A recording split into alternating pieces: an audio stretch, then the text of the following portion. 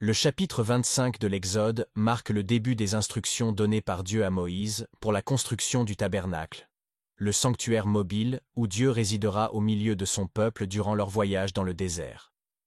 Ces directives sont précises et symboliques, visant à instaurer un lieu de rencontre sacré entre Dieu et les Israélites.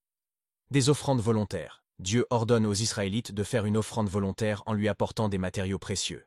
De l'or, de l'argent, de l'airain, de la pourpre, de l'écarlate du cramoisi, du fin lin, du poil de chèvre, des peaux de bélier teintes en rouge, des peaux de tesson, du bois d'acacia, de l'huile pour le luminaire, des aromates pour l'huile d'onction, et pour le parfum odoriférant des pierres d'onyx, et d'autres pierres pour la garniture de l'éphod et du pectoral, et d'autres éléments nécessaires à la construction du tabernacle et de ses objets sacrés. Cette collecte de matériaux vise à ériger un sanctuaire où Dieu habitera parmi eux. Le tabernacle symbolise la présence continue de Dieu et son désir d'être au cœur de son peuple. L'Arche de l'Alliance.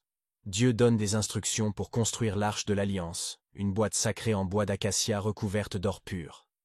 L'arche doit mesurer 2 coudées et demi de long, 1 coudée et demi de large et de haut.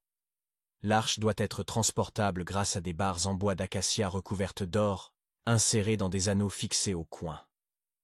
Le couvercle de l'arche, appelé le propitiatoire, est orné de 2 chérubins en or aux ailes déployées.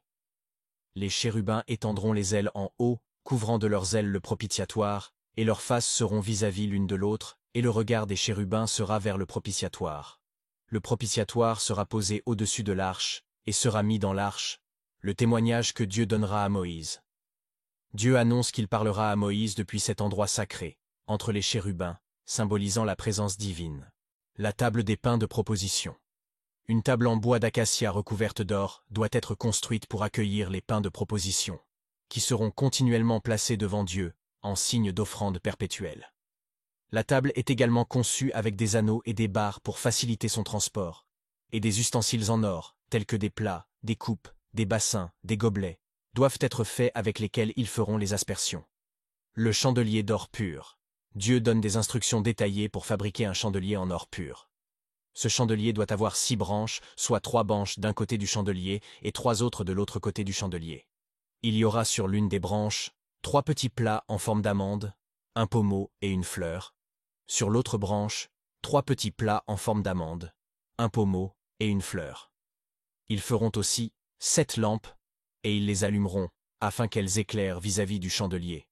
En conclusion, le chapitre 25 de l'Exode marque le début de la préparation du tabernacle, où Dieu habitera parmi les Israélites. Les instructions minutieuses pour l'Arche de l'Alliance, la table des pains de proposition et le chandelier soulignent l'importance de la sainteté, de l'adoration et de la rencontre avec Dieu. Ces objets symboliques représentent la présence divine, l'importance de la communion avec Dieu et la lumière spirituelle pour guider le peuple.